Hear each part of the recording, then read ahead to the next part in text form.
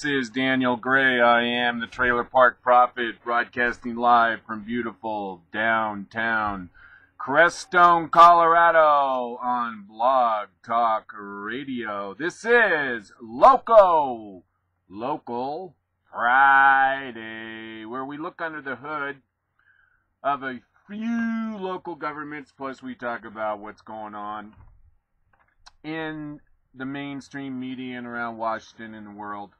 At any rate, we do try to focus a little bit here about what's going on in local government in a few places, and of course we agree with the old adage that all politics is local. But first, I want to talk about the headlines, and in my mind the headline today is that Speaker Boehner, Republican Speaker Boehner of our House of Representatives, announced today that he is going to appoint a select committee with subpoena power to look into what happened on 9/11/2012 in Benghazi, Libya. So this is really a big story, and you can almost bet that the Obama administration is in a meeting right now, and they're wondering really what are they going to do, because the wheels are coming off Team Obama in regards to Benghazi, and they're now on the cover-up of what happened on that fateful night when our ambassador to Libya, Chris Stevens, and 3 other special agents died defending our embassy in Benghazi, Libya. Now, the media is complicit with the Obama administration and suggesting, like the Obama administration is suggesting, that anyone who is still talking about Benghazi is trying to mislead the American people from what really is important to our country. But, of course, I do beg to differ.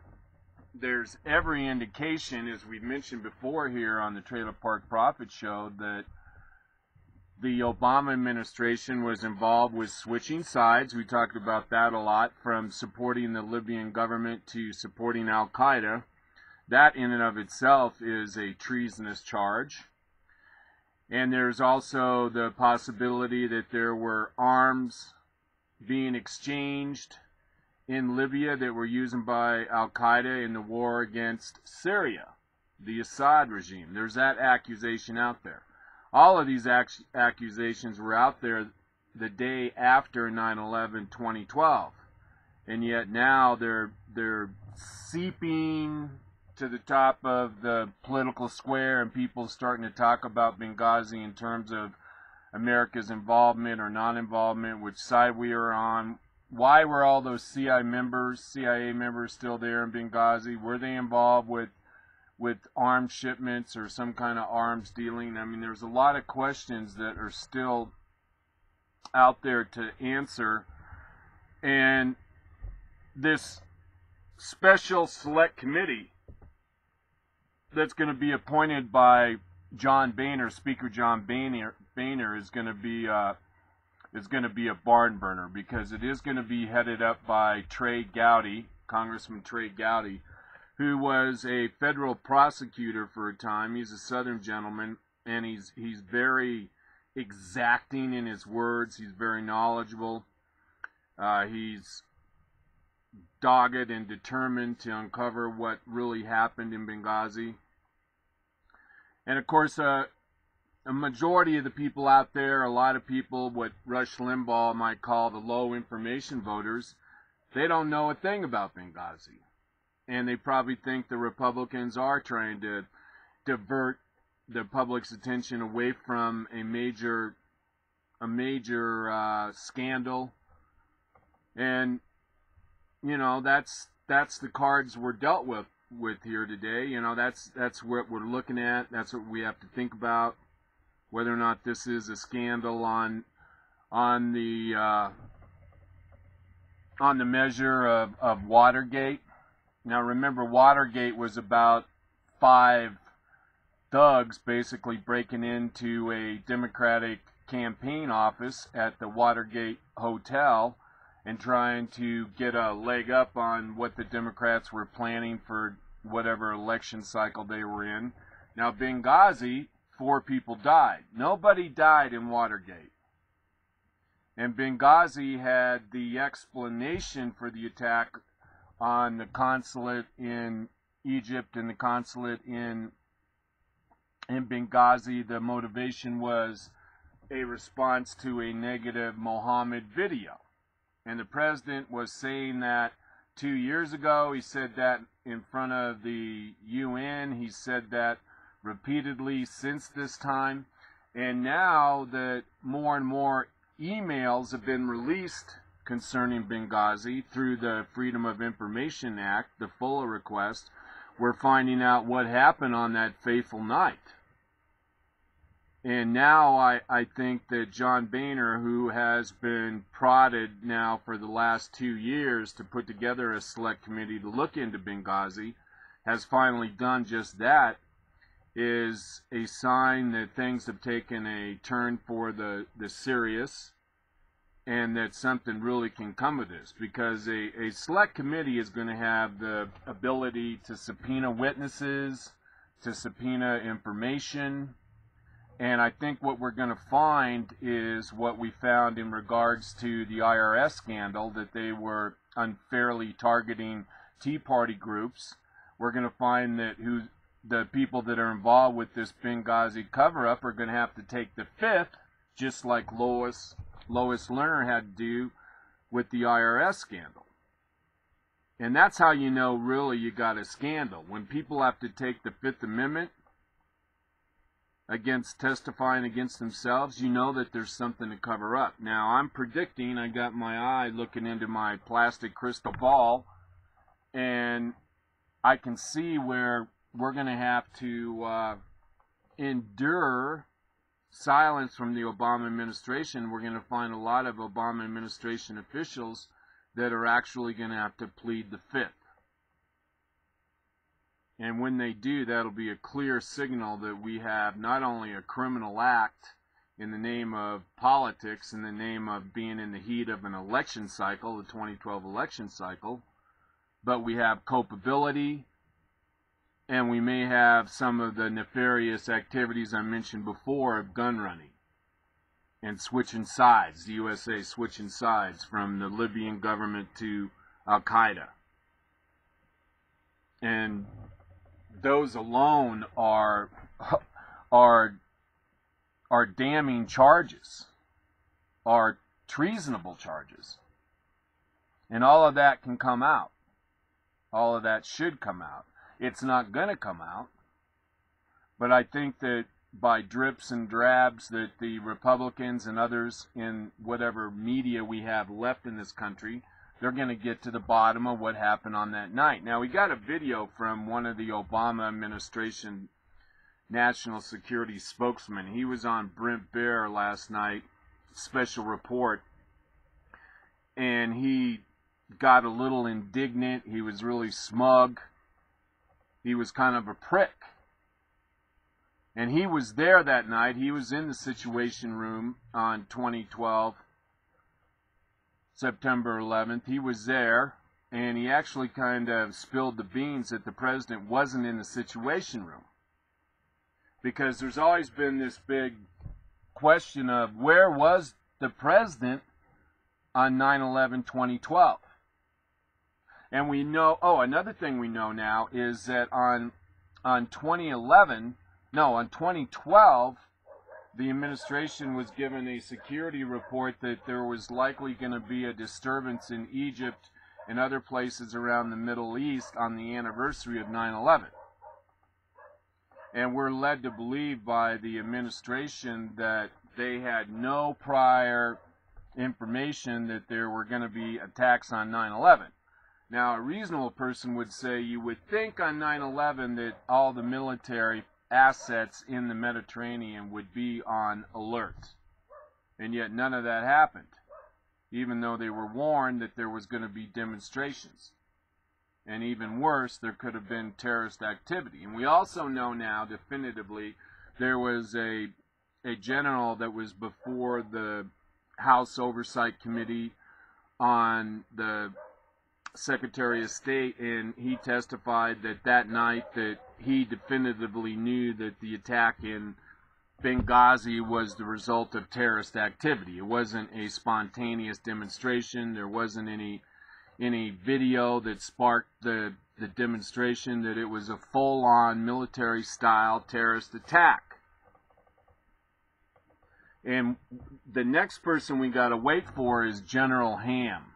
Now, General Ham is sort of the 800-pound gorilla of the people that were involved on 9/11/2012. General Ham was the head of AFCOM at that time, which is the military and CIA and FBI, whatever activities are going on in the northern African part of the world, basically the Middle East.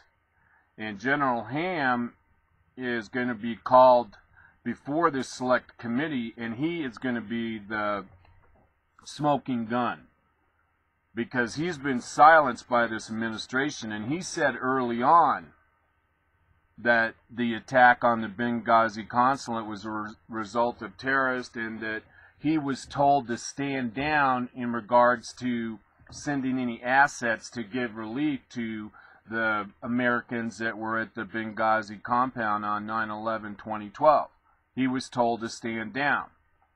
Now, the administration has repeatedly said that there was no such stand-down order on 9/11/2012. There just wasn't any military assets available, which is in and of itself a sign of incompetence. I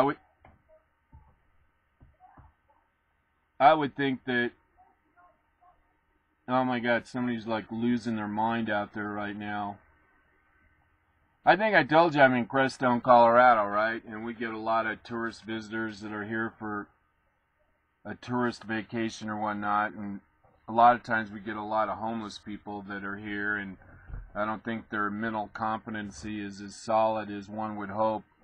And sometimes people around here just kind of lose their mind. And some guy out there right now is yelling and screaming. At least he's stopped. All right, moving back to Benghazi. At any rate, it's a big deal. Something happened. There's a cover-up, and now there's a cover-up of the cover-up. And yesterday, Carney, who is a spokesperson for the Obama administration, doubled down on the narrative that the attack on Benghazi on 9/11/2012 was the result of an anti-Mohammed video. So they're doubling down on this video story, which in my mind doesn't seem to make much sense. What I would have done is I would have said, well, this video was a component part of the cause of the attack on Benghazi on 9/11/2012. A component part. It ain't the whole tamale. There's also a lot of, I would say that Libya, after Gaddafi fell, that there was some nefarious forces afoot in Libya, that the economy was really bad after Gaddafi got overthrown, that they were suffering from a heat spell, a cold spell.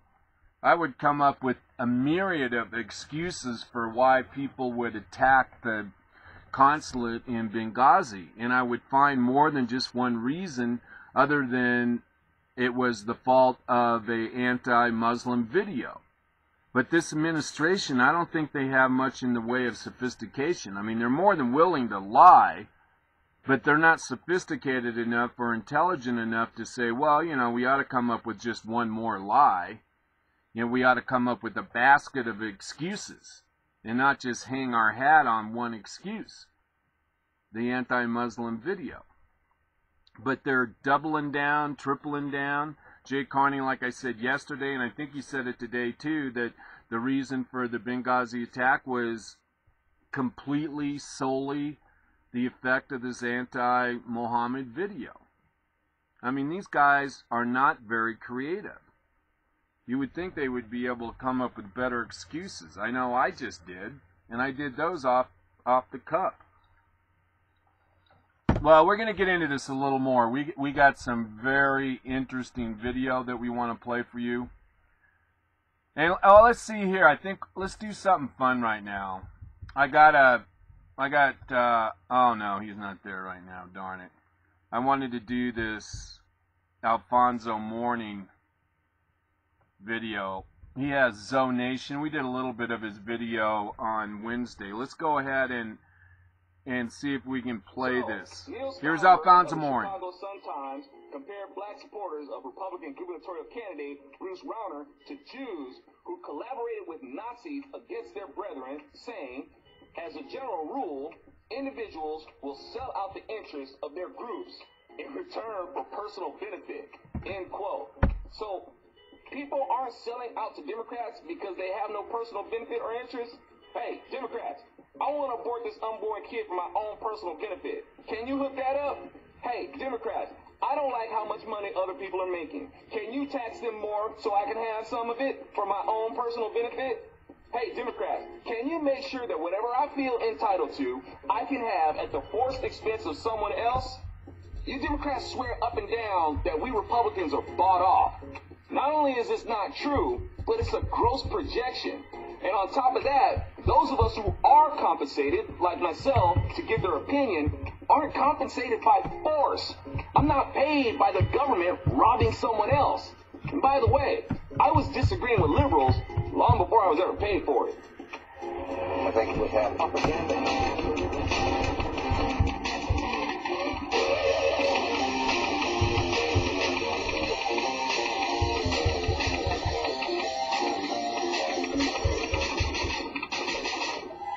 Alan West has already beautifully addressed this, but it bears repeating. Alan West responded to this, stating, and exactly what personal benefit do I receive as a black conservative Republican? Oh yeah, the freedom to escape the white liberal progressive economic plantation, work hard, and do well for my family.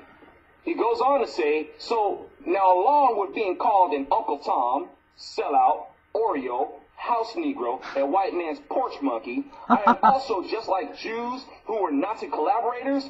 Funny thing. That would put black conservative Republicans like me in the same category as George Soros, a Hungarian Jew who posed as a Christian and helped confiscate property from Jews being shipped out to concentration camps. And now he funds the liberal progressive socialist movement we call the Democrat Party. I don't expect the DNC chairman, Representative Debbie Wasserman Schultz, who happens to be a Jew, to express any outrage. Do you? And will Eric Holder go running to Al Sharpton and the National Action Network to whine about how blacks are treated? Now, during my congressional tenure, a reporter came up to me in the speaker's lobby and asked me for comments about an opinion poll that showed a majority of Americans believe the Republicans controlled Capitol Hill. I looked with amazement and responded that the Democrats have a propaganda machine that will make Goebbels proud. Another reporter, liberal progressive of course, was standing by and asked me if I was comparing Democrats to Nazis. Of course not. I told him I was simply addressing the use of propaganda as a means to deceive the public. But I also told him, I know what you want. It's something sensational. And you'll no doubt inaccurately report my statement, which is of course exactly what happened. And might I add that a great deal of the socialist-oriented positions of the Democrat Party are reflective of the Nazi Party, being that they were the National German Socialist Workers' Party. Might I also add that the Democrat Party was also an American apartheid party. We had apartheid in America, instituted by the Democrat Party. This nut Steinberger, with a nod from Illinois Governor Pat Quinn, is trying to implicate blacks as comparable to Jews who sold out other Jews to the Nazis. Meanwhile, the majority of the black community has embraced the Democrats, the founders of the KKK. Yeah, we blacks who are Republicans, the party that stood in opposition to the KKK, are somehow traitors?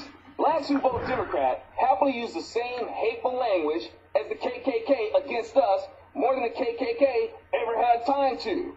And then have the nerve to call us self-loathers while hanging on to the unconstitutional promises and panderings of the Democrat Party. But somehow, you think the Republican Party has bought us off. And when y'all get hit with the reality of how stupid these assertions you make are, you cop out with a party switch myth. And then when you get busted on that, you give some nonsense about an ideological switch. none of which adds up. And I've pointed this out many times. And I have to keep pointing this stuff out because of the nonsense like Steinberger keeps putting out there. But like I told you, race baiting is the biggest weapon the Democrats have. And you have to destroy it. How do you do that? You have to be just as repetitious and relentless with exposing the truth about the racist history they try to project onto you that really belongs to them, as they are relentlessly repetitious with promoting their lies. The problem with Republicans right now is that instead of being conservative about our individual nature, we're being too liberal with it. And it's causing a whole lot of splintering to the Democrats' delight.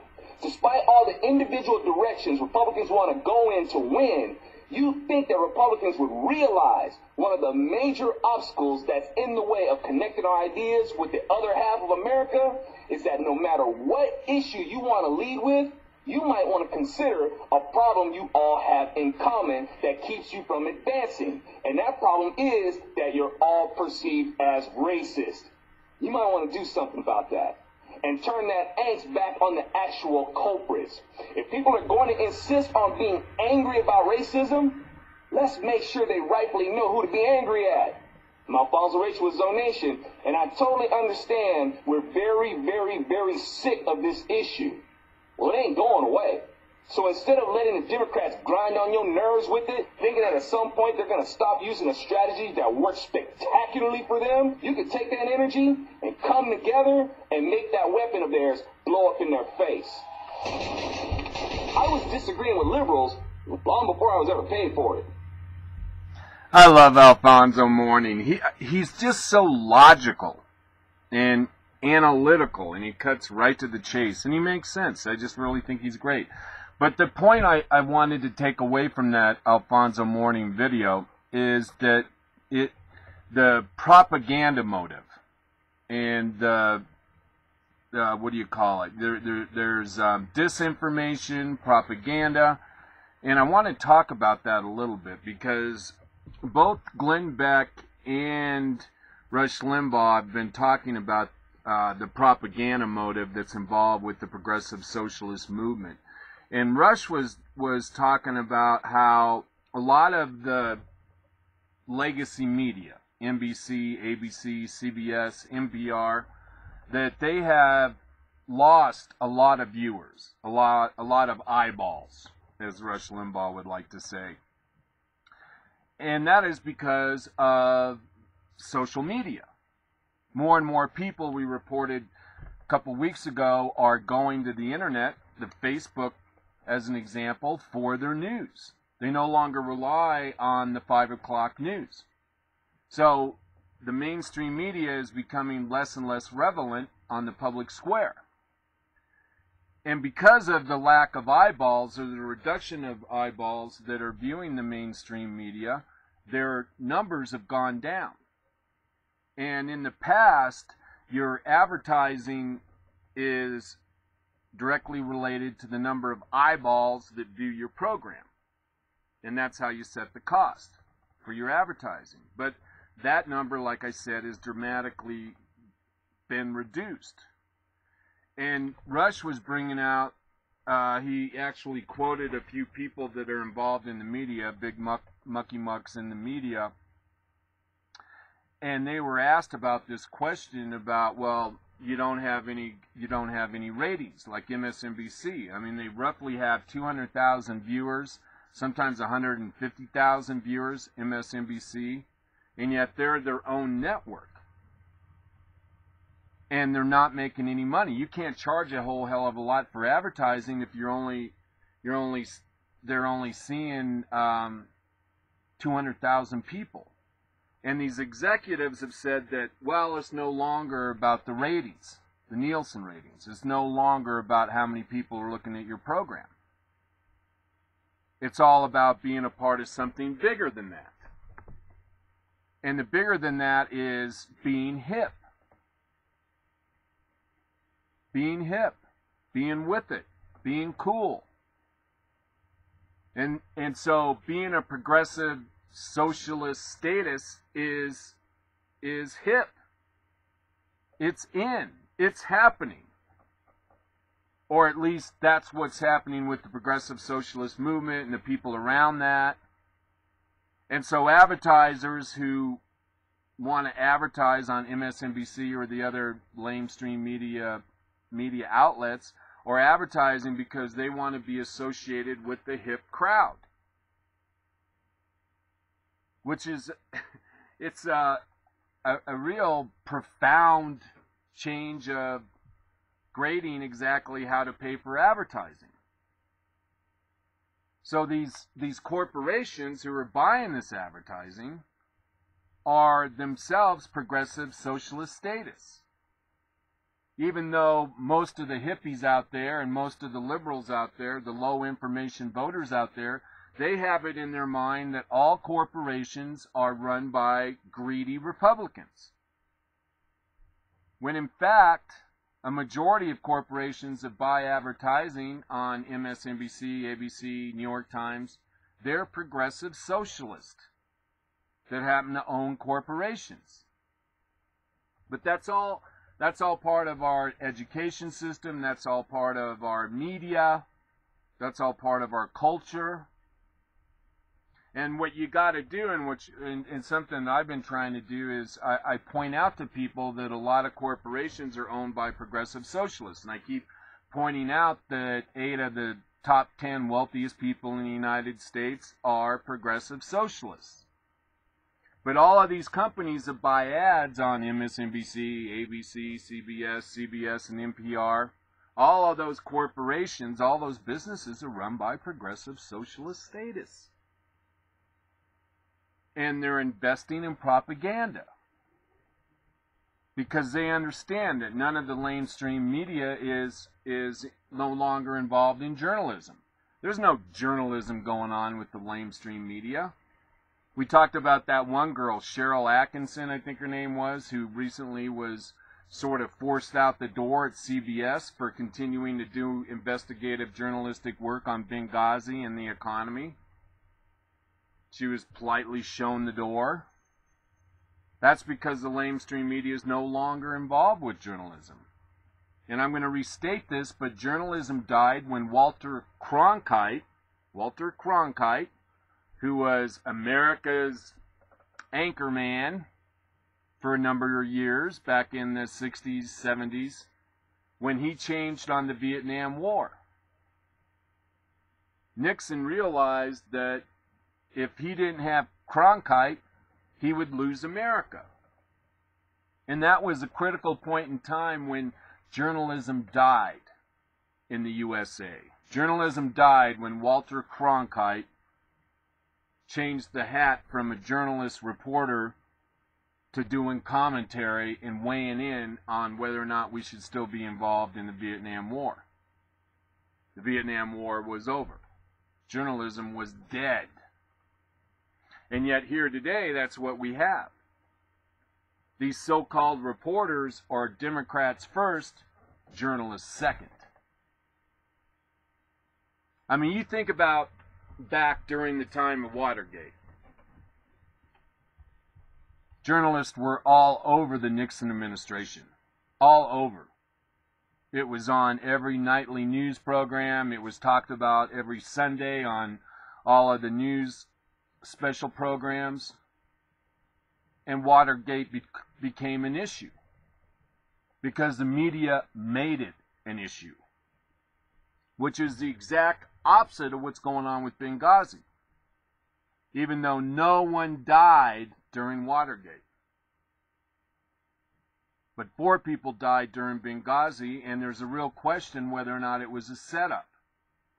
We've said this before. We've read numerous articles here on the Trailer Park Prophet about the possibility that there was a plot to kidnap Chris Stevens so that they could exchange him for the blind sheikh who was responsible for blowing up the Trade Center back in 1996 during the Clinton administration.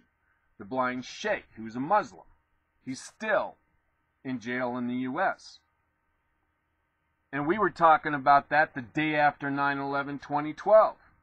Just like we were talking about whether or not there was arms shipments and why in the hell was the U.S. still there when the Red Cross pulled out, Britain pulled out, France pulled out.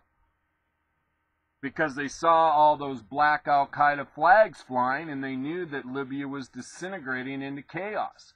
But yet there's America on 9/11 in a consulate that had been warned by the people that were working at the consulate was a terrible security risk, that they didn't even have the most remedial type of protections against an attack.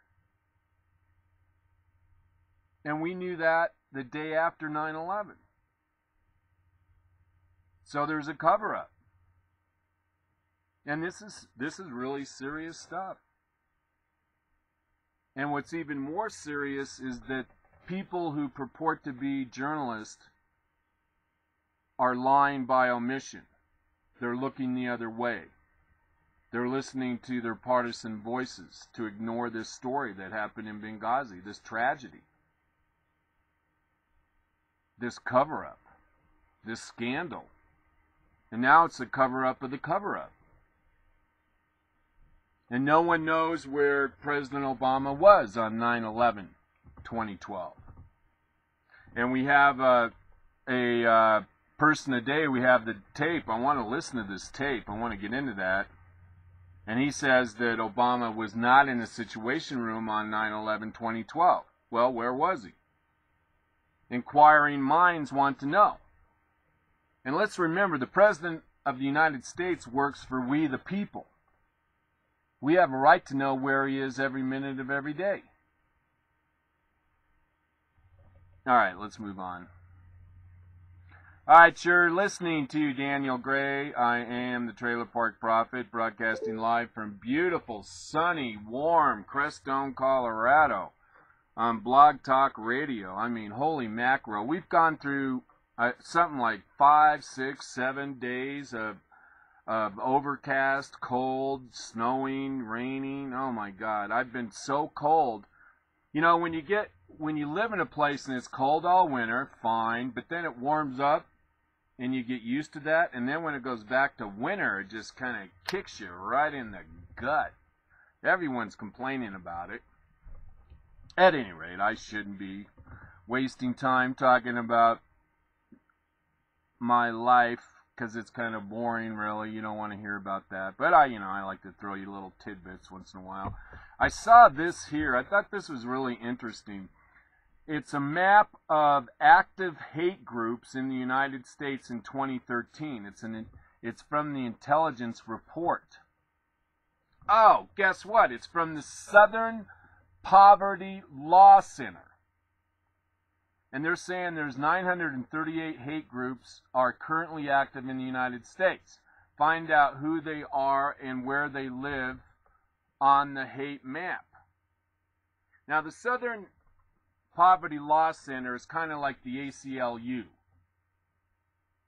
And, of course, both of them are very liberal. They're both progressive socialist groups hiding under 501c status. And that's the other thing, too. Republicans need to start rebutting every time you hear that corporations are Democrats, or all corporations, rather, are Republicans. They need to point out that most 501cs are Democrat. And that these organizations like the Southern Poverty Law Center and the ACLU and all the other environmental groups that are hiding out under 501c status, that there is a cost to our economy, to our budget, and that we need to do away with all 501cs, and if you want to do away with all the subsidies to corporations at the same time, I would definitely be for that too. You know, I learned back in the 70s, kind of as a side note here, that in Congress, the most lobbied issue before Congress is tax policy. And when you think that our tax code is something like 22,000 pages, and that's 22,000 pages of exemptions, it makes sense that the most lobbied issue before Congress is tax policy. Now, it shows, I'm looking at this map here, and it shows how many hate groups And remember, this is the Southern Poverty Law Center who is deciding by themselves. Now, another example of progressives. They always say, well, don't be judgmental. But here's the Southern Poverty Law Center being judgmental, deciding who is and who isn't a hate group. And they're claiming that there are 939 active hate groups in the United States in 2013. Only organizations and their chapters known to be active during 2013 are included. And I'm trying to see if they're actually given some names. Hate group activities can include criminal acts, marches, rallies, speeches, meetings, leafleting, handing out leaflets, or publishing websites appearing to be merely the work of single individual rather than the publication of a group are not included in the list. So these actually have to be groups. And I'm trying to see, we'll just go to my state, Colorado, where they say there's 17 known hate groups. And let's see. And here they have here's a list of them here. They got Barnhart Capital Management, Inc. They're involved in general hate. Blood and Honor USA, racist skinhead. Christ the King Church, anti-gay. They're in Larkspur. Die Osserwaltern, a racist skinhead. Family Research Institute, anti-gay. Generations with Vision, anti-gay. Gold is Money, anti-Muslim. And here's the thing, you know damn good and well they're not citing all of the Muslim groups as hate groups. The Loyal White Knights of the KKK, Loyal White Knights, another one. Let's see, MSR Productions, racist music. Nation of Islam, black separatists, so I guess they do actually include some radical Islamist group. Alright, stand corrected. National Socialist Movement, neo-Nazi. New Century Productions, conversation about race, white nationalists, scriptures for American ministries, Christian identity. The Brother Nathaniel Foundation, general hate. They just hate everybody. They're in Frisco, Colorado. And then you got the Creativity Movement, neo-Nazi. And then you have Pray in Jesus' Name Project, anti-gay. So any Christian group, and most of the groups here are Christian groups, and they're considered anti-gay, so they're considered a hate group. But, you know, there was Nation of Islam, but that Nation of Islam is a real obvious choice just because Farrakhan is so outrageous. All right, let's try one more state, see if we see that it's mostly... let's take Idaho. There's always a bunch of talk about Idaho being the hotbed of nationalist groups. Okay, you got in Idaho, you have America's Promise Ministries, Christian Identity, their hate group, according to the Southern Law Poverty Center. Aryan Nations, neo-Nazi, we've heard of that group. Campaign for Radical Truth in History, Holocaust Denial, so there's an anti-Jewish group. Crew 38, racist skinhead. Family Home Northwest, white nationalist.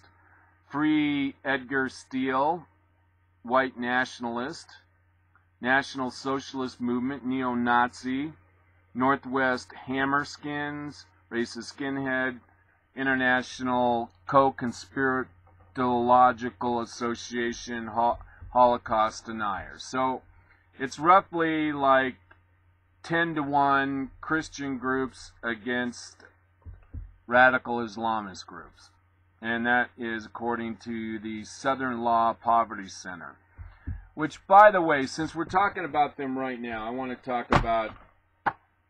I have this video here, and those of you on YouTube can see this. And it is from the Southern Poverty Law Center, and they did this video documentary by Charles Guggenheim, A Time for Justice. And it's about America's civil rights movement, and they were Academy Award winner. They got a documentary short subject award, and they, let's see. And I watched it, and it's really good. And again, it's from the Southern Poverty Law Center. And they have a quote on the back that said, "It wasn't no civil war, it wasn't no world war, just people in the same country fighting each other." And what really chaps my ass about this video about the civil rights movement is they make no mention of the fact that the Democratic Party started the KKK and that the Democratic Party fought tooth and nail against any piece of legislation that granted equal rights to blacks. They make no mention that the only way blacks could get registered to vote was by registering with the Republican Party. They make no mention that it was the Democratic politicians in the South that fought like wild, savage, rabid, bitten dogs against anything that brought any kind of semblance of fairness and equality to black people. And how could the Southern Poverty Law Center not be inclusive of the truth and reality unless they had a political axe to grind, which I submit that they truly do.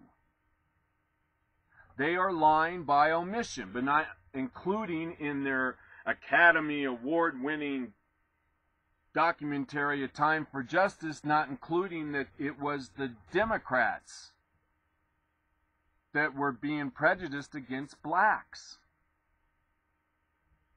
And it goes back to what Glenn Beck was talking about today and yesterday, and that is that Hollywood is hell-bent on producing propaganda and misinformation. And not telling the whole truth is lying by omission and is misinformation. But Hollywood, he gave the example. There was a movie put out recently about Noah and the Ark. And it was a Hollywood movie, and it said a lot of things about Noah that weren't true, and it was really a bad movie to those who read the Bible and understand Noah and the history of the Bible and Christ and all that. And Hollywood spent like $1 billion to put together this movie Noah, and nobody's going to see it. And it's exactly for the same reason that Rush is talking about, that it no longer matters about the bottom line. That both Hollywood and the lamestream media are hell-bent on putting out disinformation and propaganda over actually running a good business. That's their business model. And on this movie Noah, Glenn Beck was saying that they lost their ass because no one wants to watch anti-Christian movies. Not even the Democrats, not even the progressive socialists. But he was talking about some other movie that was produced for like $2 million about Christ, and it's already made something like 30, 40, 50 million dollars already, and it only cost a couple $1 million to watch because that people want to watch positive things, and there is a market out there for people who believe in God, believe in Christ. They want to see movies about that, but Hollywood refuses to produce movies that people want to watch and are going to be economically viable because they are beholden to producing movies that meet a certain narrative. And they're not artists, they're propagandists.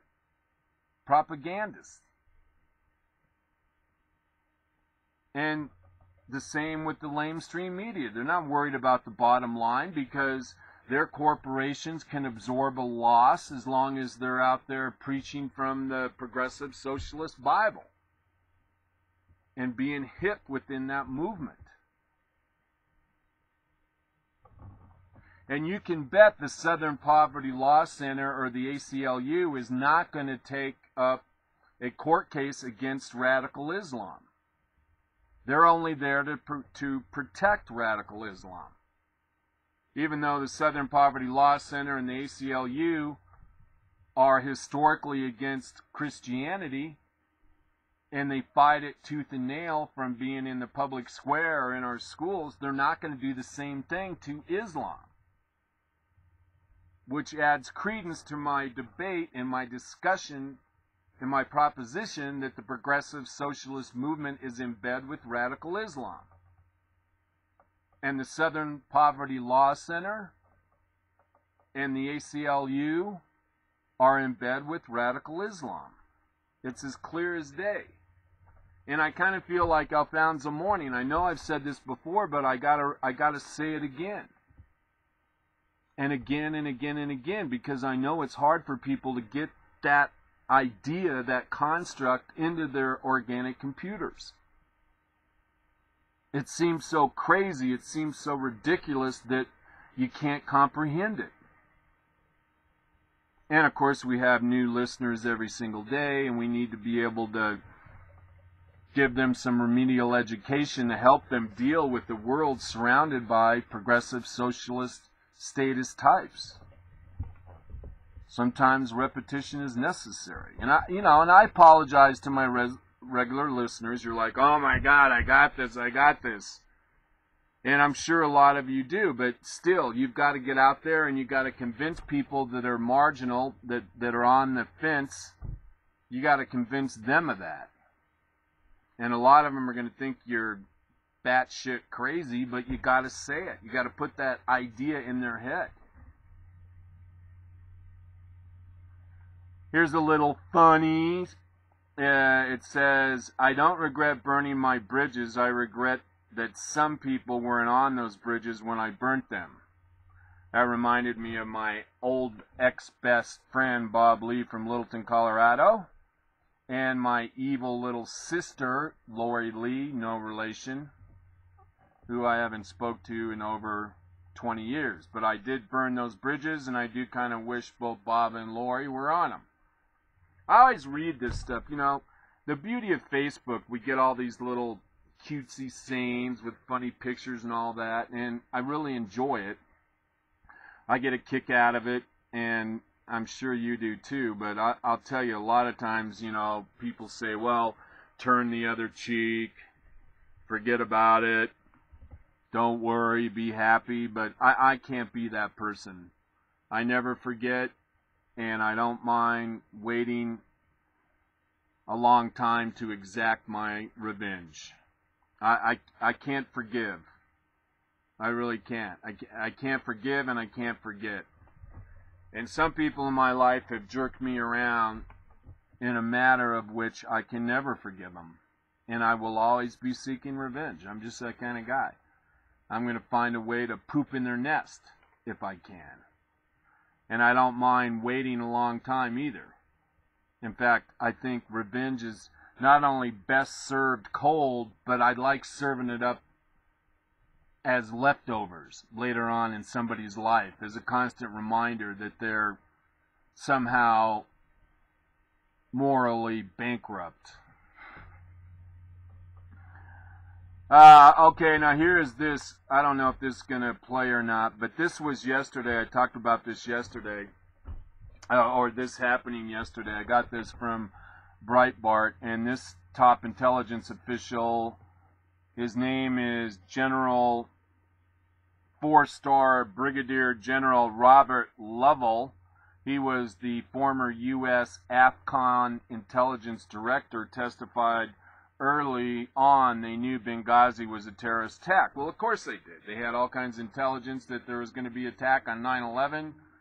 They had drones in the air. They had video cameras around the compound in Benghazi. Of course they knew it was a terrorist attack.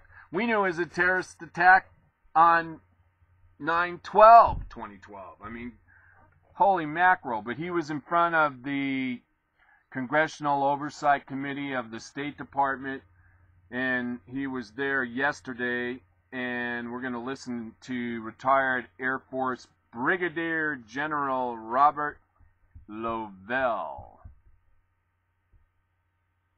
All right, sir, welcome to the Trailer Park Prophet Show. We're very honored to have a Brigadier General here, huh? I'm here to think we're just people from the park. All right, it should post in a moment. We'll listen to what the general has to say. And again, he's the former U.S. AFCOM intelligence director, and he testified that early on they knew Benghazi was a terrorist attack. He said, what we did know early on, this was a horrible action. This was no demonstration gone terribly awry. And he just basically dispels exactly the narrative of the Obama administration. When you want to know which vitamins are all right, hang on here. Answers are as close as your King Soopers pharmacy. Just ask. Just ask, huh? I used to go to King Soopers. I actually knew Mr. King. That store was actually started in Inglewood, Colorado. How your medications might interact with your diet or other prescriptions. All right, let's wait for this ad. Okay, here we go. There are many sayings. One saying that rings most true is, you fight the way you train. Benghazi we did. Many with first-hand knowledge have recounted the heroism displayed by the brave Americans in Benghazi that night. They fought the way they trained. That's in the record.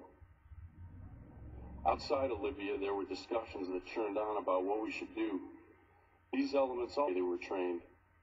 Specifically, the predisposition to interagency influence had the military structure in the spirit of expeditionary government support, waiting for a request for assistance from the State Department. There are accounts of time, space, and capability, discussions of the question, could we have gotten there in time to make a difference? Well, the discussion is not could or could not of time, space, and capability. The point is we should have tried.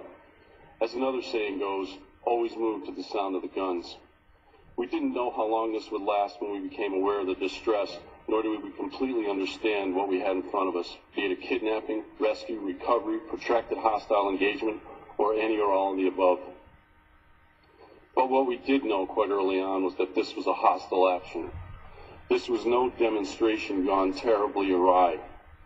To the point of what happened, the facts led to the conclusion of a terrorist attack. The AFRICOM J2 was focused on attribution.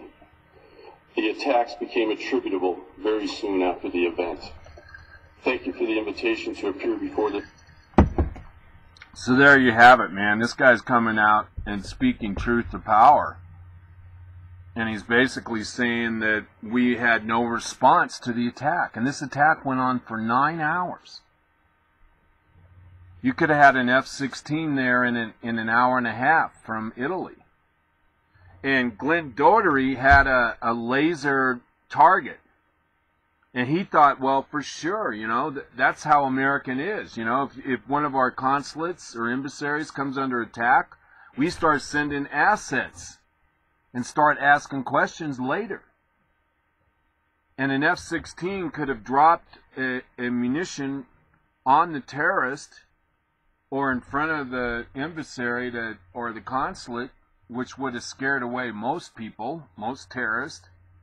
And he had this laser guiding device where he wanted a bomb to hit that was actually sending rocket-propelled grenades into the consulate grounds. And instead, the terrorists were able to see that laser and use it to pinpoint Dougherty's position and kill him, because nothing ever came. That's not what we do in America until Barack Hussein Obama. That's not what we do. And so what was the president doing, and when was he doing it? Why did the president tell everybody to stand down? And that's what we're going to find when they subpoena General Jack Ham. Like I said, he's going to be the key. He's going to be the 800-pound bomb in this whole Benghazi affair, because he's going to say under sworn testimony before this House Select Committee on Benghazi that he was told by the administration to stand down on 9/11/2012. And that's when people are going to finally realize that this president is covering up a corrupt, nefarious operation. and this guy, Barack Hussein Obama, isn't who he purports to be.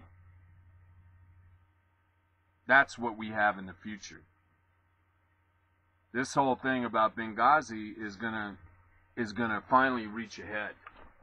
We're gonna find out what happened, and people that were involved with the Benghazi cover-up are gonna come forward. Now, remember, Congress has not had public testimony from any of the Benghazi survivors, none whatsoever. There were a few closed-door sessions with a few survivors from Benghazi, but the majority of the Benghazi survivors who were injured have not been in the public eye, which in and of itself is astounding. In a so-called free society, that administration can say, all right, all you people, you're not going to testify before Congress, you're not going to give any testimony, you're not going to write any books, you're going to keep your damn mouth shut. Now that's how fascists operate. You want to talk against the state, you're going to wind up in a lot of trouble. Your family's going to wind up in a lot of trouble. You're going to lose your job, you're going to lose your pension, and you're going to have the worst negative anti-letter of recommendation than you could ever imagine. We're going to follow you around and make sure you never get another job in your life. That's what the Obama administration has done to anyone who has any eyes on the situation, awareness of what happened on 9/11/2012 in Benghazi. Now this guy here, he came forward, but we'll see now. With this select committee being appointed by John Boehner, and also the fact that he made Trey Gowdy the chairman and gave them subpoena power, you can bet those ivory smug assholes on the West Wing, in the West Wing of the White House, are shaking in their loafers. All right, here's some good news. We reported on this a year ago. There's a situation in Montana of a judge, and it shows a picture of him right here. His name is Todd Baugh, and he is a Yellowstone County, Montana district judge. And he gave a very light sentence to a teacher who repeatedly molested one of his students, female students, and she eventually decided to kill herself. She actually did kill herself. And this teacher, this public school teacher, was only given he was given a 30-day sentence in prison. He served that time and has been released.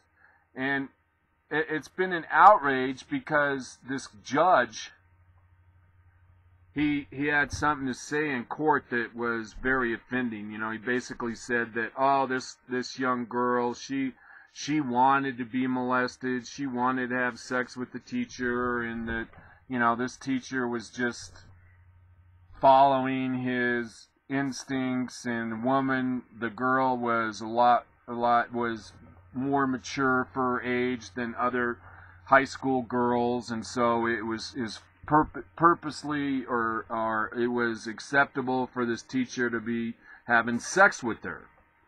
And again, this goes into a narrative I'm going to repeat, and that is that the progressive socialist statists want to revisit the idea of pedophilia. They very much believe that children, that teenagers should be open game for older adults. And that's why this judge eventually got overturned. The Montana Supreme Court was under pressure from a variety of victims groups. She said their decision will allow for a sentencing that fits the crime. So I don't know if this, I guess it doesn't come under the you can't be prosecuted twice for the same offense.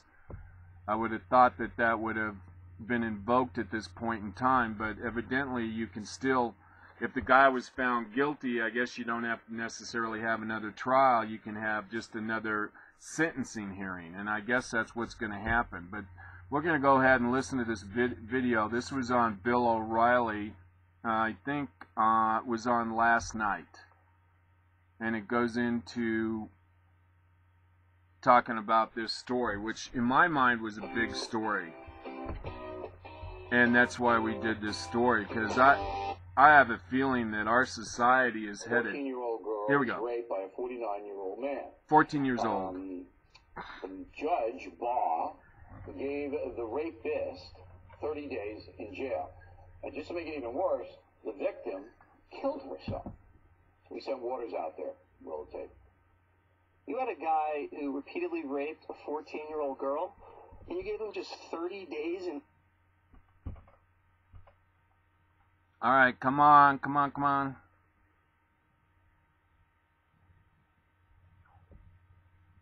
It's buffering right now. Come on, let's do this. 15 years suspended. But 30 days in... 15 years suspended. Let's start at the beginning. Maybe we can get this to go. Okay, Bill O'Reilly and... 14-year-old girl was raped by a 49-year-old man. Judge Baugh gave the rapist 30 days in jail. And just to make it even worse, the victim killed herself. So we sent waters out there. Roll the tape. You had a guy who repeatedly raped a 14-year-old girl, and you gave him just 30 days in jail? Can you explain that, please? 15 years suspended. But 30 days in jail, you think that's an appropriate sentence, Judge? What if that had been your daughter?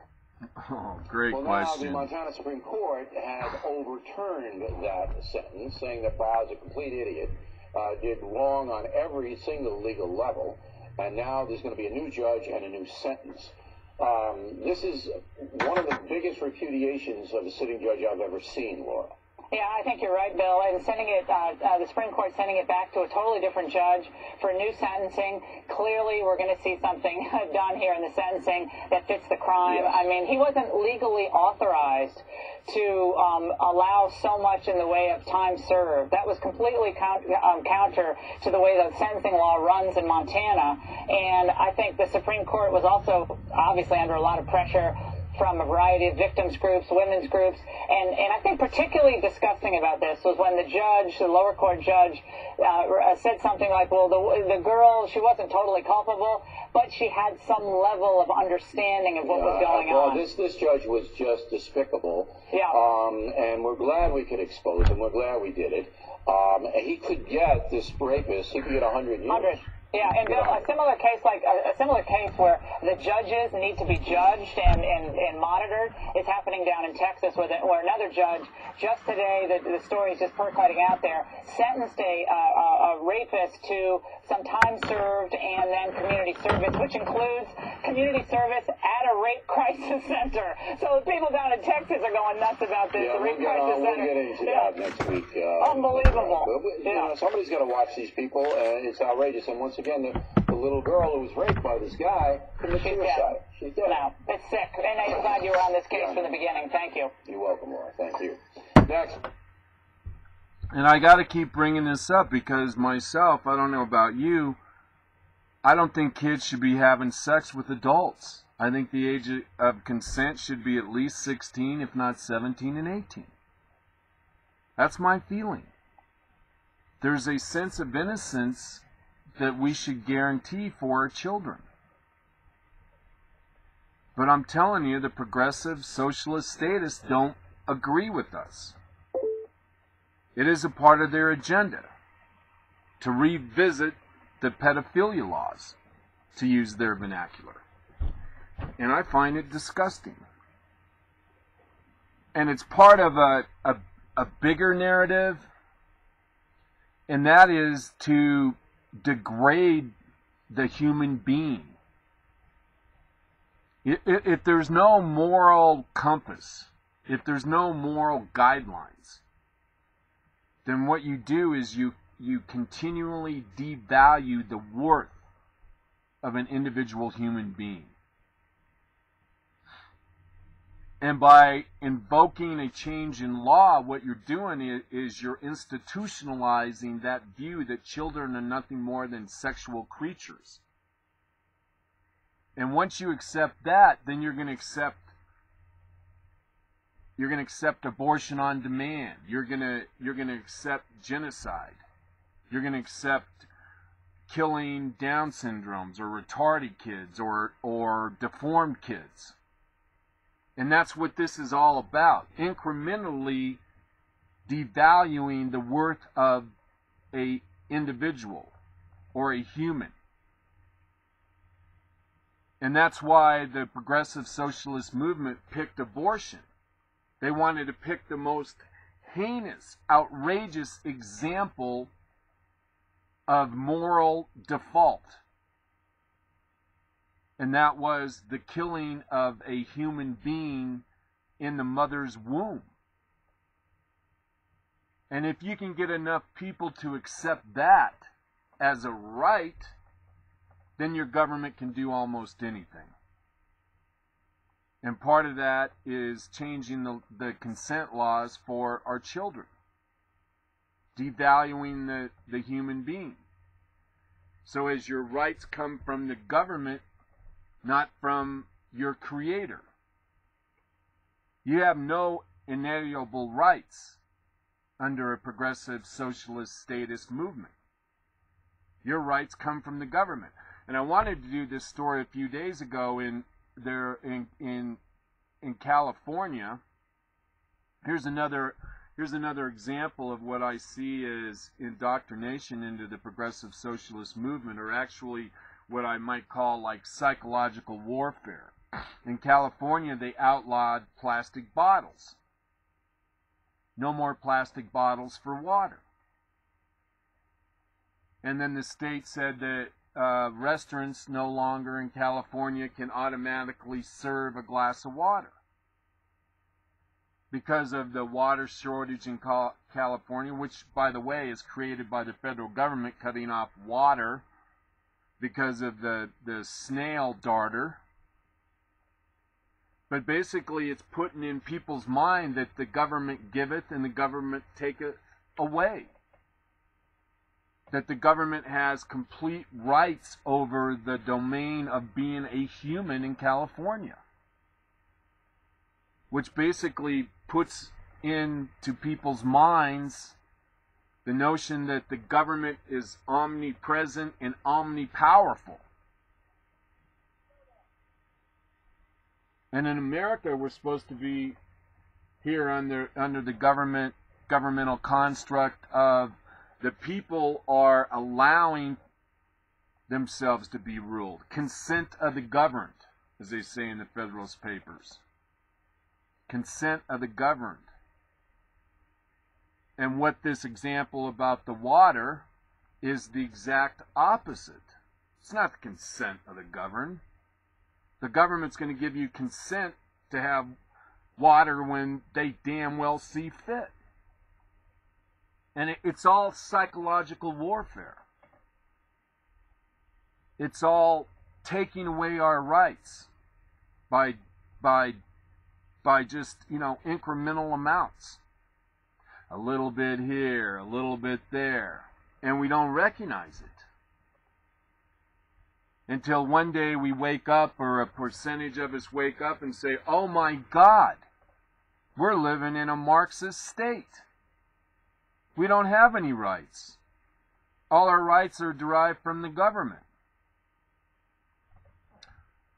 Oh well. You see a person's true colors when you are no longer beneficial to their life. And that again reminds me of Bob Lee from Littleton, Colorado. Oh, remember we were talking about Representative Bernie Thompson? And he called Chief Justice, or rather Supreme Court Justice Clarence Thomas a Uncle Tom. And I forgot to mention, in case you forgot, Bernie Thompson is a Democratic black congressman from, was it Tennessee? I can't remember. But anyway, now he's doubled down on that comment. I thought, a lot of us thought that Representative Bernie Thompson, Democrat from Mississippi, is standing by remarks he made on the New Nation of Islam radio program, where he alleged that the criticism of President Obama is motivated by racism, and called the Supreme Court Justice Clarence Thomas, who is another black man, an Uncle Tom. So he went on to say, quote, this is again Representative Bernie Thompson, Democrat from Mississippi. He says, well, if you look at his decisions on the court, they have been adverse to the minority community, and the people I represent have a real issue with an African American being sensible to those issues. Thompson, who is black, told CNN when asked to explain his comments, while the term might be racially charged for some, for others, the truth is, he said, when CNN reported Dana Bash noted that the term wouldn't be appropriate if used by someone who is white, Thompson replied, but I'm black, so it's okay to call a fellow black an Uncle Tom or a porch Negro. Thompson went on to say, you're asking me the question and I'm giving you a response, he added. The people that I represent, for the most part, have a real issue with those decision, voter ID, affirmative action, Affordable Care Act. All those issues are very important, and for someone in the court who's African American, not sensitive to that is a real problem. But those are the issues of the progressive socialist movement. So you see, this black congressman, he's basically admitting, in not so many words, that the progressive socialist movement trumps minority rights. And he's being used as a tool to promote the progressive socialist status agenda. And he's using his race as his weapon of choice to carve away at our constitutional rights, our inalienable rights. It's rather profound. And let's see, Thompson's remarks, first reported by BuzzFeed, were made over the weekend. He said that former President Bill Clinton and George W. Bush, whose presidential terms overlapped with Thompson's 2+ decades in the House, had not been treated with the same disrespect as President Obama. We reported on that Wednesday. Which, 2 decades. Another reason why we need term limits. Once these guys get in office, and once they enjoy the trappings of elected office, their primary goal in life is not to do what's right, but to keep themselves in office. The trappings of being a congressman and a U.S. senator and president are so pronounced that what political actors do, or they become political actors, but what they realize all they have to accomplish is to receive 51% of the vote, or 50 plus 1% of the vote. So that becomes their number one motivation. How do I keep myself in office? And then that's when they start playing the numbers. And they recognize, oh, okay, I'm getting money from this group, that makes so many votes. I get money and support from that group, I get so many votes. But they become political animals. And their number one concern is getting reelected.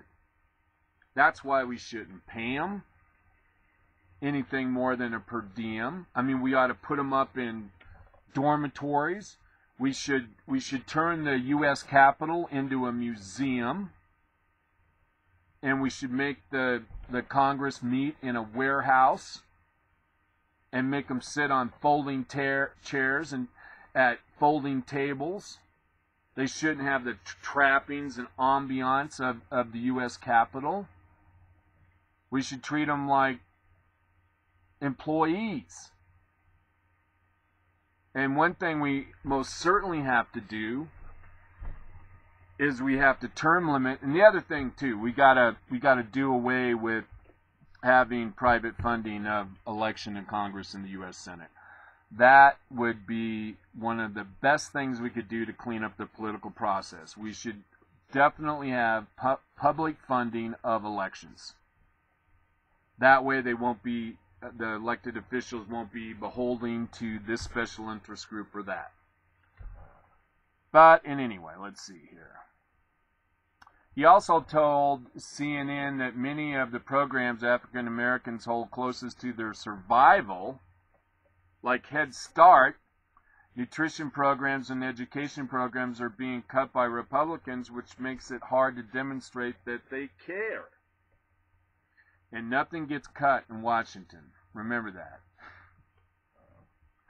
Only the rate of the projected increase ever gets cut in Washington. All right, I mean, just interesting to look at these individuals. It's interesting to look at the sociology, the psychology, the construct of a political belief or position. Ay, ay, ay. All right, I guess I should mention you're listening to the Trailer Park Prophet, broadcasting live on Blog Talk Radio. This is Local Friday. If you want to be on the program, you can do so. Just dial 646-716-8506, and hopefully I will see you. I apologize. I don't always see you callers. And again, you want to dial into the program, 646-716-8506. All right, I better do some local stuff. Look at this. Alamosa, Colorado. Carla Lynn Holman, 30 years old, was arrested Wednesday afternoon, April 23rd, at the Antonito Medical Clinic parking lot in Antonito without incident, and is currently being held subject to a $20,000 bond. Holman has been charged with sexual assault on a child by one in a position of trust, criminal attempt to contempt contributing to the delinquency of a minor, and solicitation to commit tampering of physical evidence. So anyway, here's another teacher, substitute teacher, pretty good looking, and she's involved with sexually assaulting a kid. And I guarantee you that sexual assaults in our public school institution is rampant.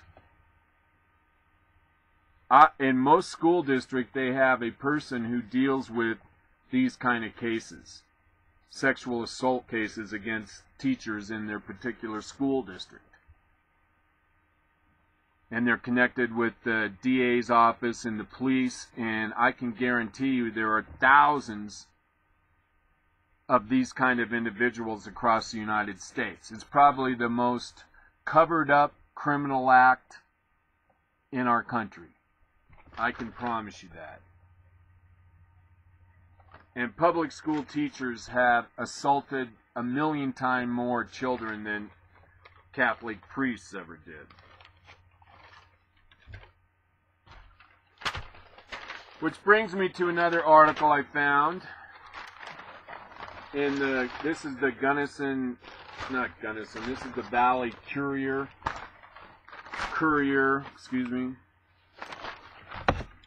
in Alamosa, Colorado, in the San Luis Valley. And this is a headline here. Scholar speaks about Islamic threat at ASU. And this guy's name is Dr. John Esposito. Dr. John Esposito. And it's unbelievable. He gave this speech the other night in front of an audience at Adams State University. Actually, it was Monday night. And he says, when our belief in being free to worship as we like is overcome by a fear of the religion others may choose.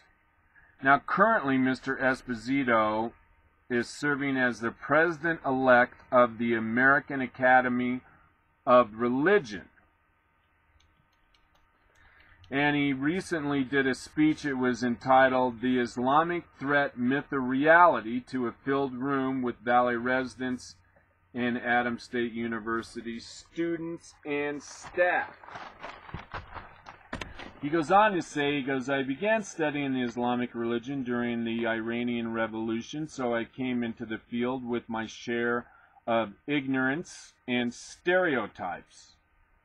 He explained that 52 American diplomats and citizens were held for 144 days by a group of Iranian students who supported the revolution.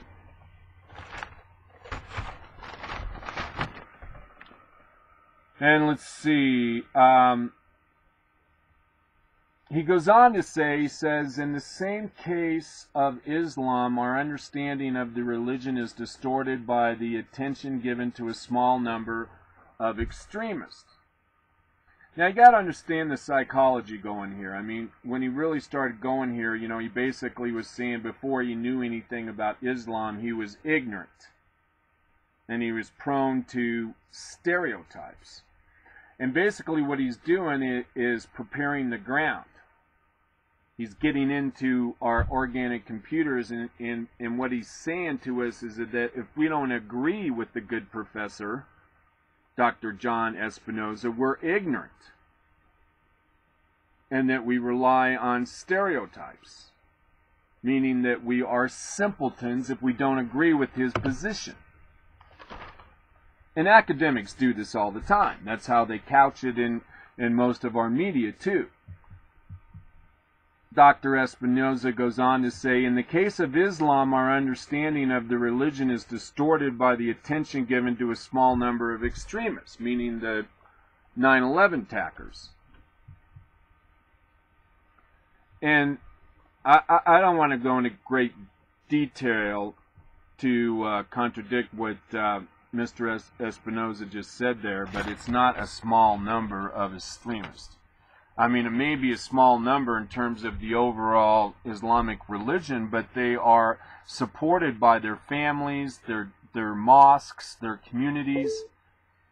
And in my mind, in my reading of the Quran, which I read back in the 70s when Mr. Espinosa started being interested in Islam, I was interested in Islam because of the Iranian hostage taking. That's when I started reading more and more about Islam. I actually went to the bookstore at Northern Colorado College, university now, or was a university then, come to think of it, in Greeley, Colorado, and I went to the bookstore and bought a book on Islam because I wanted to know what the hell was going on. Why were these people being held? Why were Americans being held hostage in Iran during the Carter administration?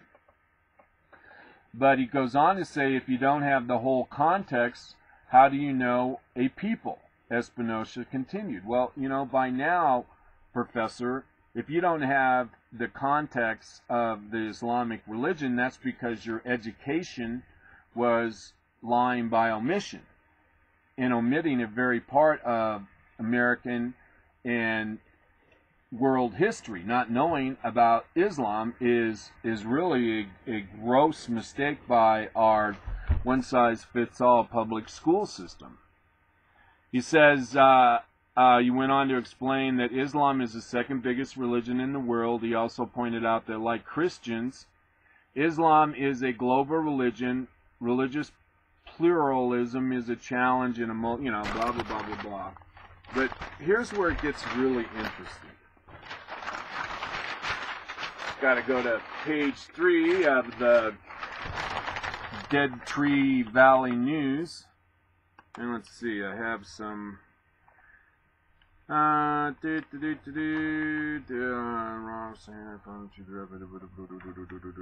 religion has the ability to be moving and can be also be distorting, the scholar said.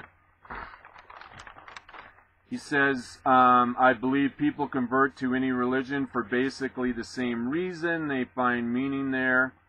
It is fulfilling to them, Espinosa said. There is nothing wrong with saying I found truth and happiness in this religion. The problem comes when they say this religion is the only source of the truth and meaning. That is the absolute and only way. And he says, to put things in perspective, Espinosa pointed out that there are more scriptures in the Bible on warfare than there are in the Quran. People will pull scriptures from any religious book out of the context to make their point. Now remember, Christianity was started 2,000 years ago, and the Muslim religion was started back in the 5th century, 6th century. He said people will pull scriptures from any religious book out of context to make their point. Many will point to the scripture in the Quran where it says that all unbelievers should be killed, but they don't provide the context. Esposito said they explain that their scriptures only refer to when the believers are under attack, and that when they are no longer in danger, they should lay down their arms and find a way to live with peace. Now, I know that section of the Quran, and I think he's totally misrepresenting that. You know, there are other passages in the Quran that basically say that if you are a follower of Islam, that you are to convert non-believers, the infidels. They even have a name for them, the infidels. You're supposed to convert them or kill them. And Mr. Espinosa doesn't mention that, but he goes on this tirade against the Bible. He says, quote here, "Only in the Bible does God command his followers to commit genocide." And remember, the Bible wasn't written by Christ. It was written 2 years after Christ's death. And the Quran was written by Muhammad after every one of his so-called meetings in other world with the angel Gabriel. That's what the Quran is. Those are the actual writings of Muhammad, whereas the Bible is not the writing of Christ.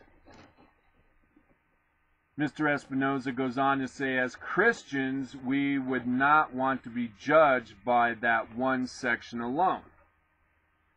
In terms of terrorist threat, Espinosa said, wars used to be fought between armies gathered for the purpose. Now we have learned that a small group of people, even a lone individual, can create a lot of damage and get a lot of attention on their own. But, you know, again, Mr. Espinosa is either ignorant or lying by omission.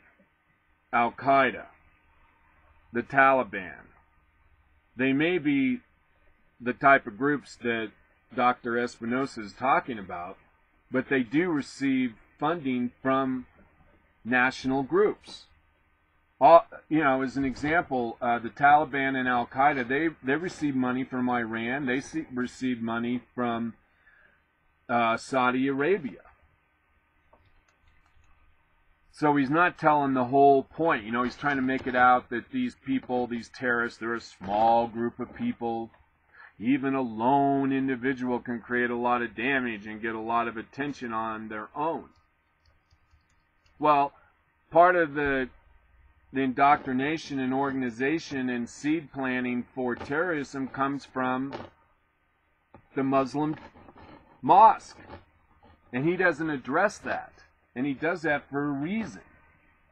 I mean, sure, there's lone wolves, but all the lone wolves get their motivation, their impetus from their imam in their local mosques, whether it's here in the U.S. or if it's over in Pakistan or Iran. He goes on to say, I'm afraid this kind of violence is with us permanently.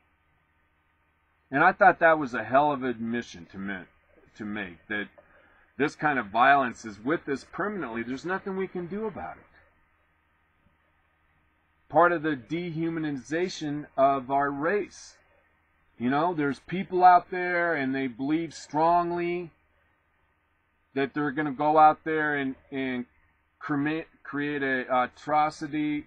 They're going to be a suicide bomber. Now, he doesn't mention that Christians are not taking this terrorist route. The Christians are not terrorists. Christians are not terrorists. And I can't remember the numbers. We talked about the number of terrorist acts since 9/11. It was something like 20,000. And they were all committed by radical Islamists. And hence the reality, the fact, the axiom that not all Muslims are terrorists, but all terrorists are Muslim. And Mr. Espinosa fails to recognize that very clear fact. And he says, I'm afraid this kind of violence is with us permanently, and as a people and society become more fearful and stressed, it will only get worse, he continued. So he's blaming it on society. That these Muslim terrorists, they're becoming more fearful and stressed. So he's basically condoning terrorist activity. He continued. But we mustn't, which is kind of a hick word, we mustn't make the mistake of judging the whole group by a small portion of extremists. Well, why not? Why not? Every time some Christian does something bad, it's brought up in the light of this is an example of the whole Christian religion. But he's saying, don't do that to Islam. I mean, there's an open season in this country on Christians, but don't be like that to Muslims, even though they commit all the terrorist acts. Unbelievable piece of writing. And then he goes on to say, this is really profound. And you're going to hear this in the future, and that's why I'm bringing it up. He says, quote, when the bombing in Oklahoma City was committed by a Christian extremist, we didn't judge all Christians by his action. First off, Timothy McVeigh was not a Christian extremist. He wasn't.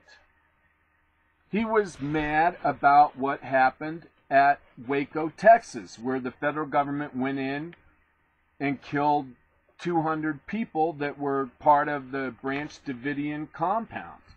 They were religious extremists, but Timothy McVeigh was mad because the government, rather than just let them stay there and eventually fizzle out, the federal government decided to go in and kill him. Janet Reno made the decision. Janet Reno, you remember, was the Attorney General under Bill Clinton. And that's what made Timothy McVeigh mad. It wasn't because they were Christian.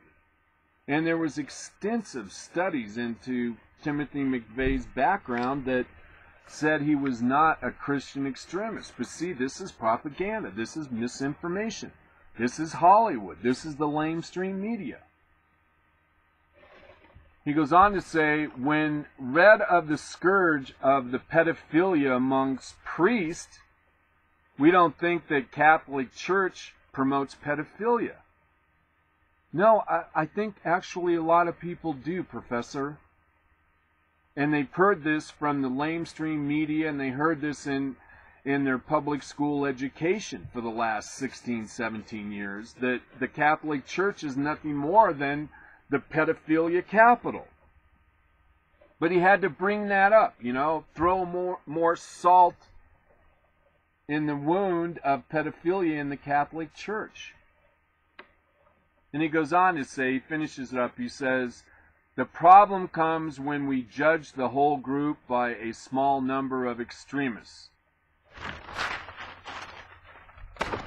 And Adams State is emblematic of every public school in the United States. That same kind of propaganda and disinformation is before our kids, coming from their professor, from visiting speakers in their textbooks. It's perverse. And again, he just demonstrates that the progressive socialist statist movement is in bed with radical Islam. And the question you should be asking yourself is, why is that?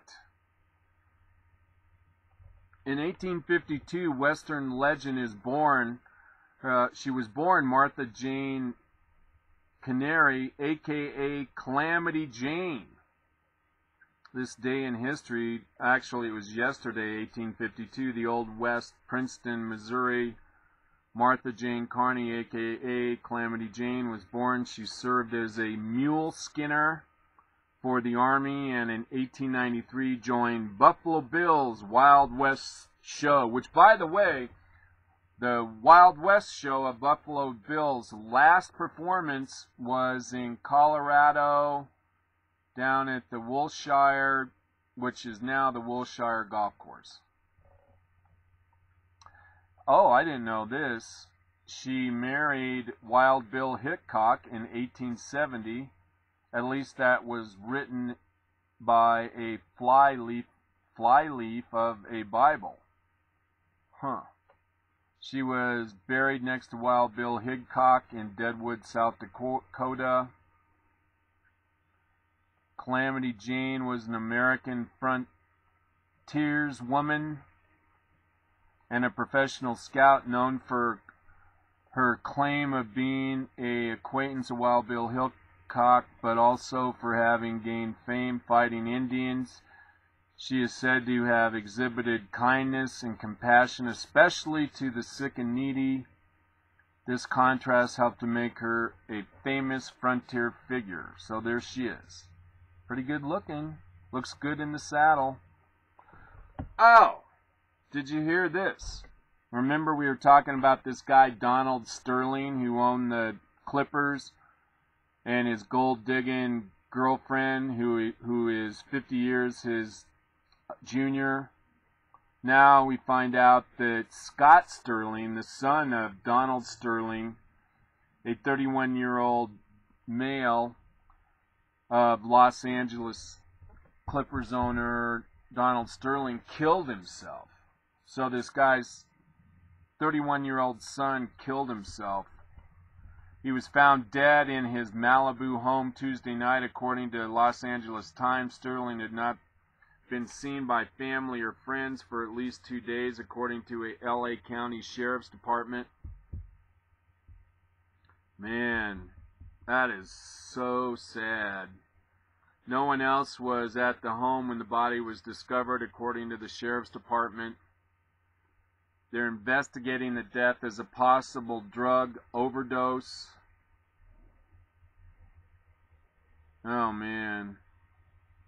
I guess Scott has fought a long, valiant battle against type 1 diabetes. His death is a terrible tragedy, obviously.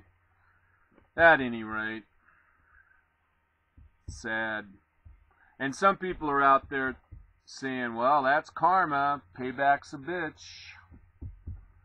We got to delve into this. New economic numbers out of the Obama administration. In fact, we reported on Wednesday that the gross domestic product only rose by 0.1%. Well, we now know the reason that it grew at all was because in the new formulation figures of the Obama administration's Treasury Department that they're including actual government investment as actual revenue, as dollars created. And as you know, if you have an IQ over 70, that the government doesn't contribute to the economy. It only takes money out of the economy. And we found out today the unemployment rate dropped to 6.3. That was from 6.7, if I remember correctly, in April, after 800,000 Americans left the labor force. And remember, these are the U3 numbers that the Obama administration always likes to use. But the real numbers are the U6 numbers. Because what that includes is the participation rate. And that's the rate of the people who are of age and physically and mentally able to work. How many of those are working? And right now, the participation rate is the lowest it's been since they were saying, I think, 1978. And that's why we have 93 million Americans who aren't working, that could be working, that should be working, that are physically able and mentally able to work. 93 million aren't working. That's the participation rate.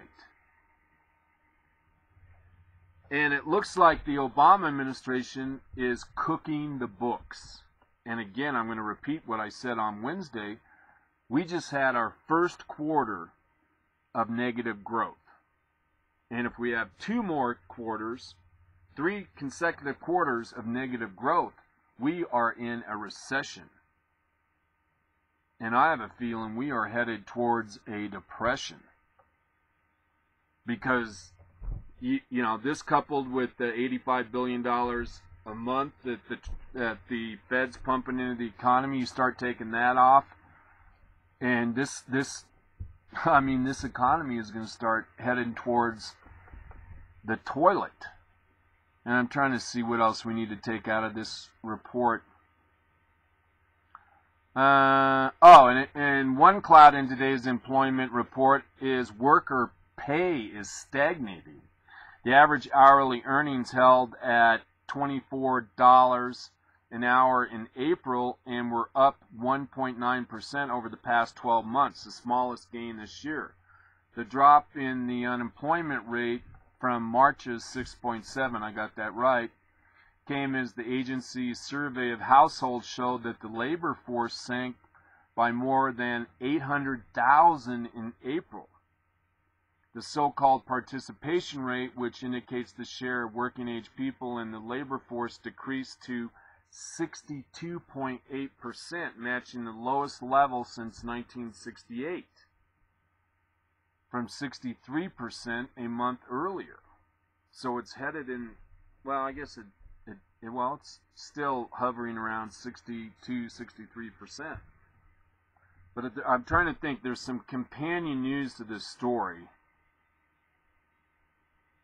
and I can't remember what it is. Let's see, participation rate. Oh, I know what it was. We talked about on Wednesday that 20% of American households don't have anybody in the household that's working. But the other stat, I don't see it in this story, maybe it's in another story, it was talking about that the majority of the new jobs that were created, I think there were, 230,000 new jobs created in April. The president was out there today bragging about that. But those 230,000 jobs are a majority of part-time jobs. They're part-time jobs. The majority of those 230,000 jobs that the president's bragging about that were created in April are part-time jobs. That's horrible. Oh, here's this guy, man. This is unbelievable. I mentioned him earlier, and this was on Special Report yesterday on Fox. And this guy he was former National Security Council spokesman Tommy Vietor. I talked about him earlier. He was addressing Fox Special News Report host Brent Baer, and he referred to Brent as dude. And this guy he's emblematic of the Obama administration, that these people they're not grown up. They're more interested in being hip than being on the right side of history. And this guy, he just represents how people that are progressive socialists are just arrogant. And they're smug. And they're snarky. And they're mean. And they're sarcastic. And they're vindictive. But listen to this guy. I mean, this is on national news. Fox has roughly 6 million viewers, which is still less than ABC, NBC, CBS. All of those stations have, each of them have more than 6 million viewers. Interesting side note. In other words, each individual legacy media network, ABC, NBC, CBS, they have individually more viewers than Fox. That's the point I wanted to make. So anyways, here's this guy. He's on Special Report, Tommy Vietor, and he's talking about Benghazi. And this guy, Tommy Vietor, he was actually in the Situation Room on 9/11/2012. But listen to this guy. He is such a prick. Extremely worried. The 14th is the day you're talking about. According to the emails and the timeline, the CIA circulates new talking points after they've removed a mention of Al-Qaeda. Yeah.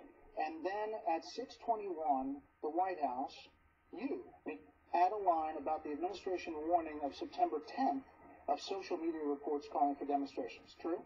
I believe so. I believe so. Did you also change attacks to demonstrations in the talking points? Maybe. I don't really remember. You don't remember? Dude, this was like 2 years ago. We're still talking about the most mundane it is the process thing that everybody is of talking about. We're talking about the process of editing talking points. That's what bureaucrats do all day long. You're a producer. Edit scripts multiple times. Attacks to demonstrations. Yeah. Did you do that? No. What is the question? Did I edit CIA attacks? talking points. It was edited from attacks to demonstrations. No, Michael Morales testified about what he changed and what was changed in those emails and the whole process of that. But the talking points went through the public affairs people.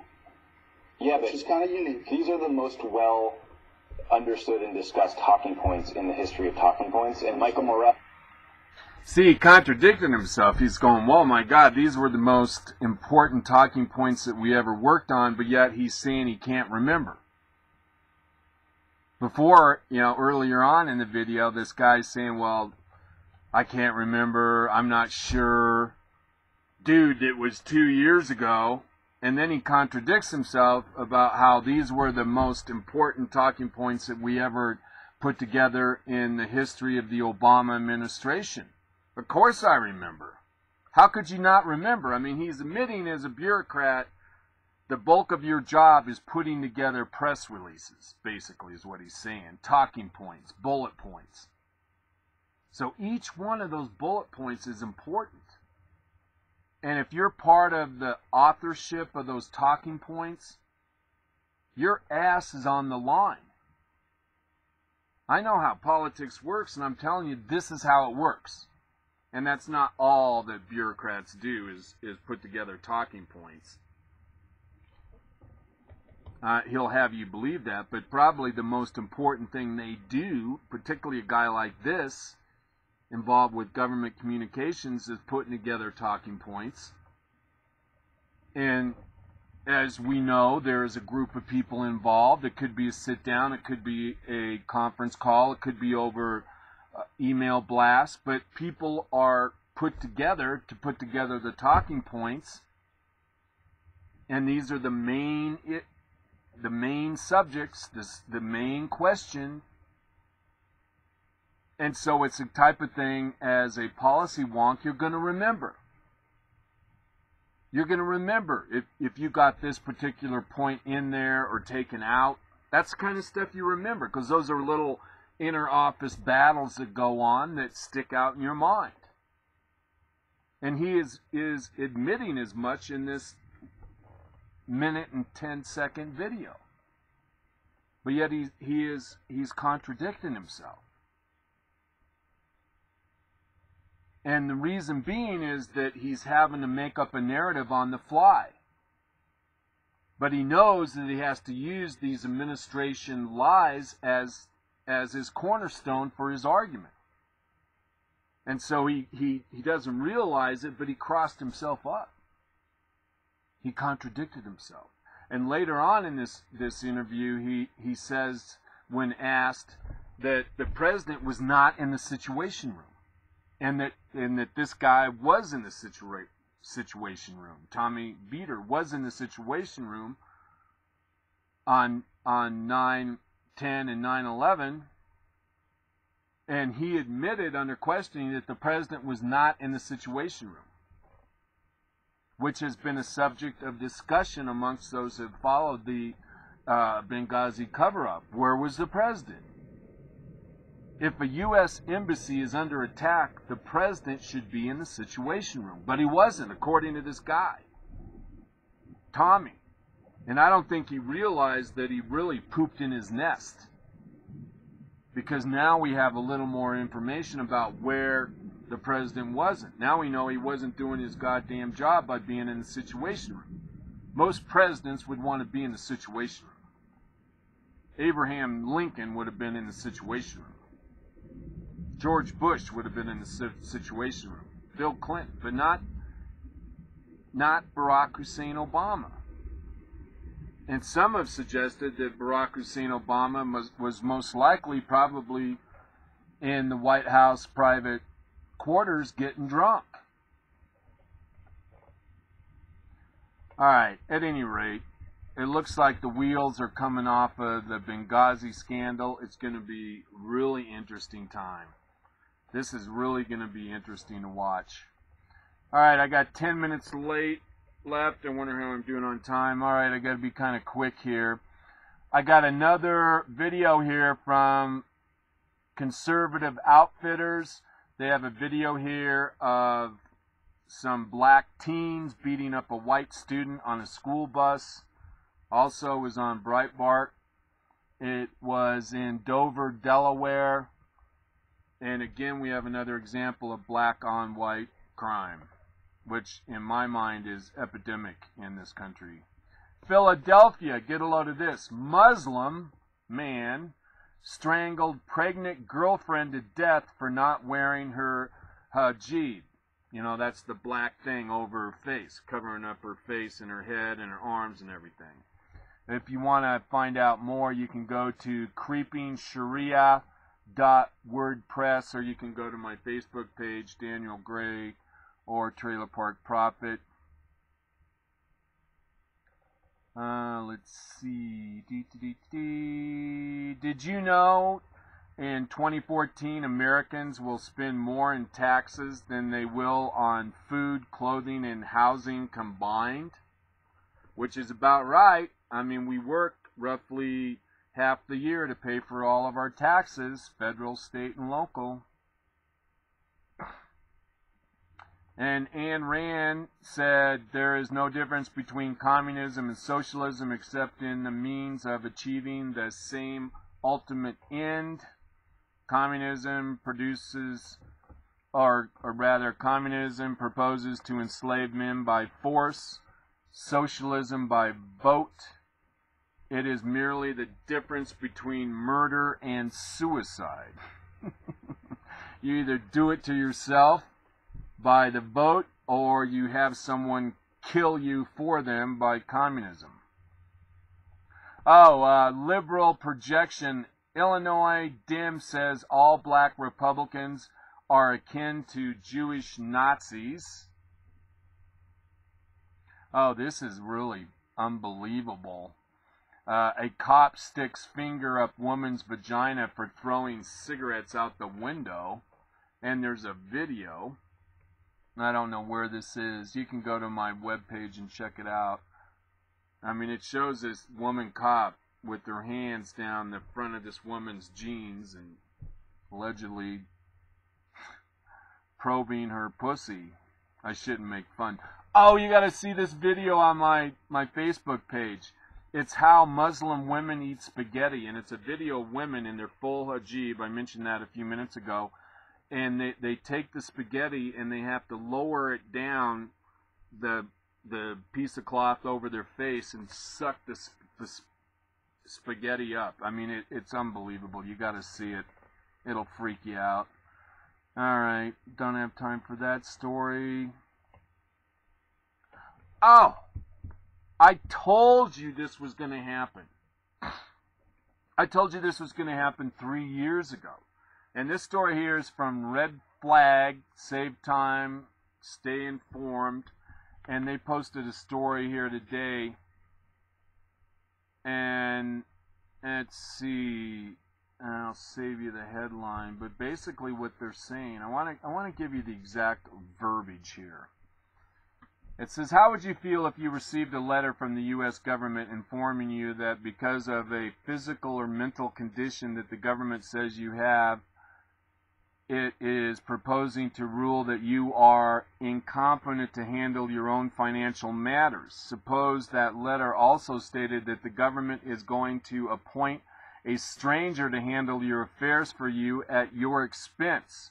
That would certainly be scary enough, but it gets worse.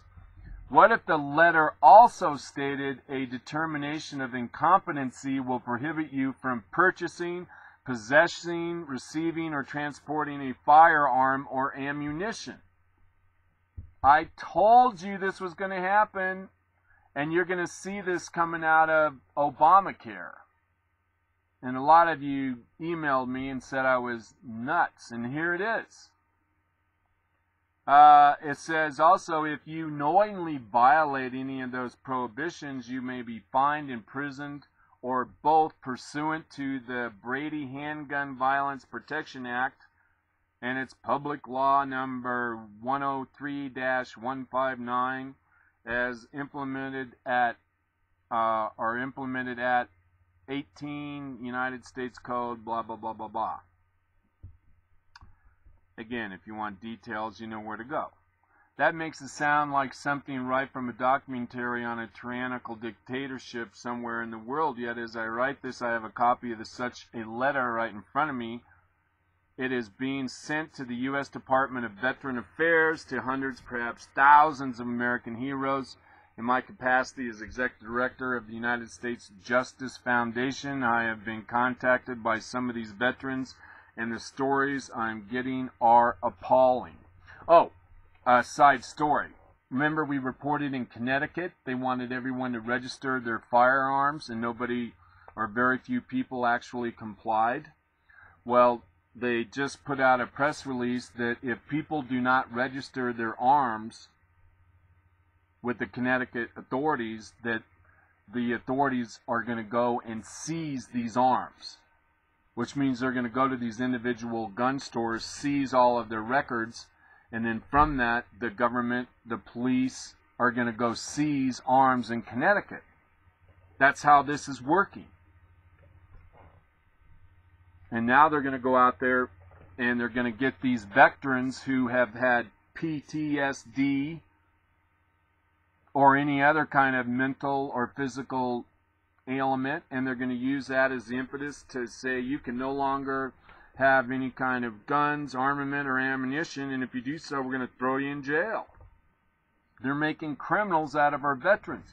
And that's what's going to happen with Obamacare, because now they have this precedent with the veterans are going to be able to use that as judicial leverage to say, well, you know, you're in Obamacare and we found out you're depressed, and so we're going to take away your right to bear arms. 90 seconds. That's how this whole thing is going to wind up happening. So I just want to let you know that we're kind of in trouble in this country, and if people don't start to wake up and wise up, stand up, and speak up, we're going to lose our liberty. And one thing you need to remember, if one person loses their liberty, that is cause for alarm for everyone who loves our liberty. All right, everybody, I got to get out of here. We'll see you on Monday. Thanks a lot for being here. Stay in trouble. You know who loves you.